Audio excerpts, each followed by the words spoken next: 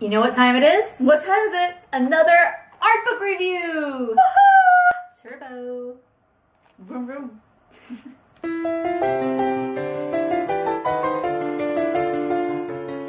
My name is Chelsea Robson. And I'm Morgan Stradling. And you're watching the Rotoscopers YouTube. Today, as we mentioned before, we're going to be reviewing the art book of Turbo.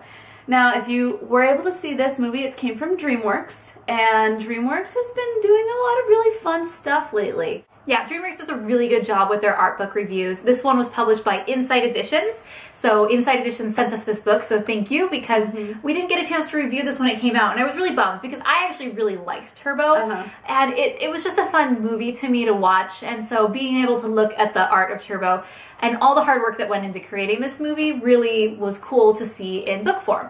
So one thing I don't really like about the book, first off, is the cover. It's sort of the standard art that they've been using for anything Turbo related. You got the logo, and then you have this silhouette of Turbo, not really a silhouette, but you have Turbo who looks exactly like this logo. And he's zooming, because zooming, it's like, wow, that snail is fast. I mean, that's the big thing, is he's so fast. So he's zooming around on the cover, and I would have liked to have seen more concept art maybe on the cover than this. To me, I don't see this and think, I must own the art of Turbo based on that cover. When other books, it's really intriguing. One of the cool things is you open it up, the forward. You know, some people, it's like the director, the head of the company, or somebody like of a lot of importance to the whole filmmaking and the art of the movie and the direction of where it went. This time it's by Ryan Reynolds. I mean, we gave the Croods kind of a hard time about it because they put Nicolas Cage on there. It's like, hey, when you got him, use him.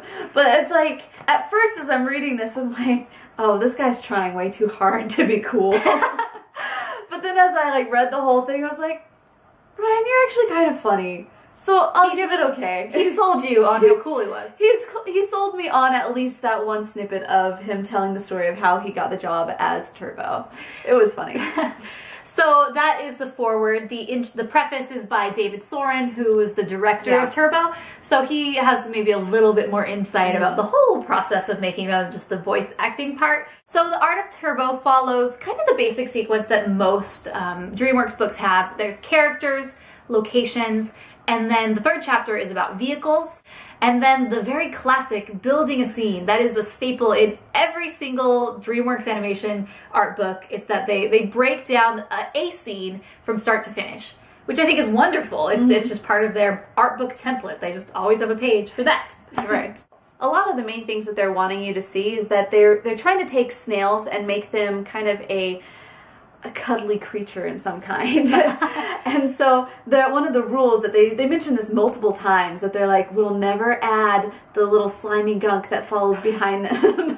Like, good choice.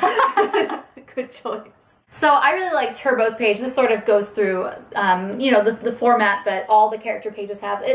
Some art books have like the final rendering of the character, and this didn't, and I like that because I know what the character looks like. Okay, I want to see what he kind of looked like, or a stylized version. So you get to see this page. You see a lot of sketches by some of the artists. There's David Soren, he's the director.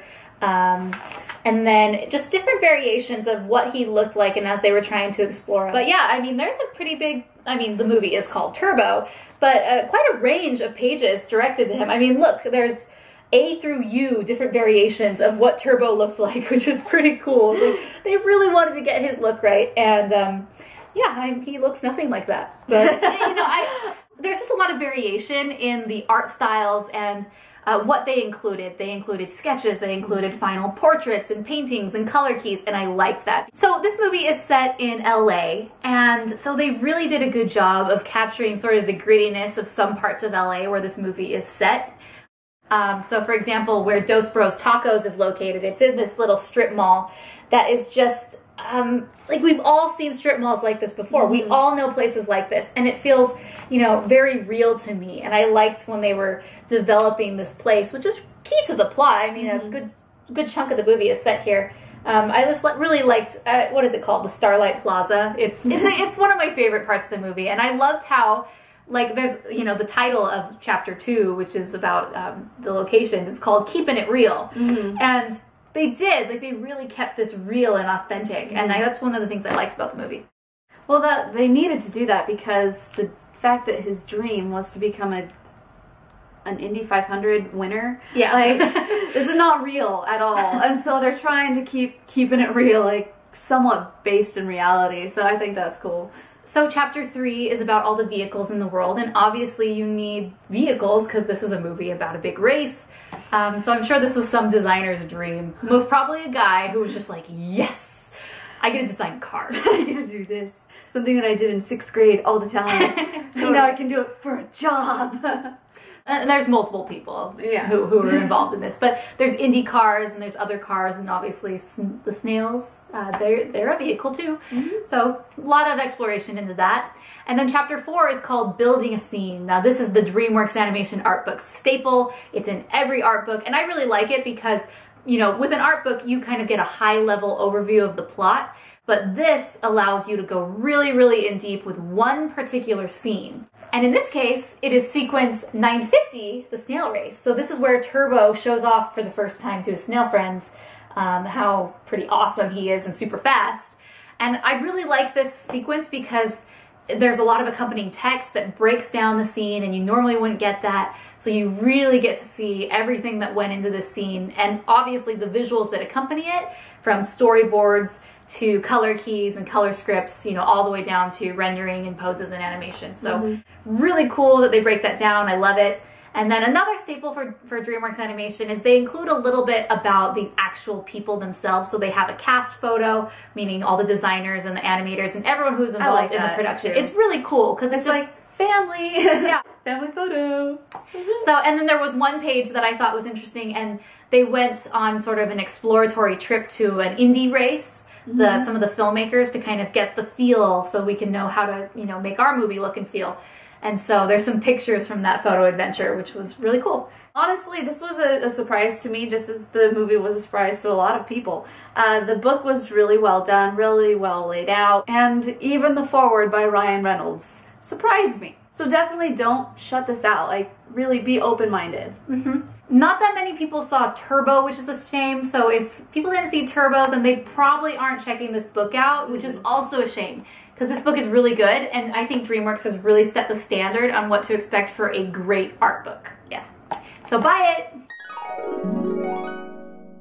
Until next time, my name is Chelsea Robson. And I'm Morgan Stradling. Make sure to subscribe because we've got a whole stack, like this big, of art books coming your way. So we're really excited. It's past and present. I wish we could do future, but we don't have a Wayback Machine yet. We'll get one of these days. Until next time, you are watching the Rotoscopers YouTube.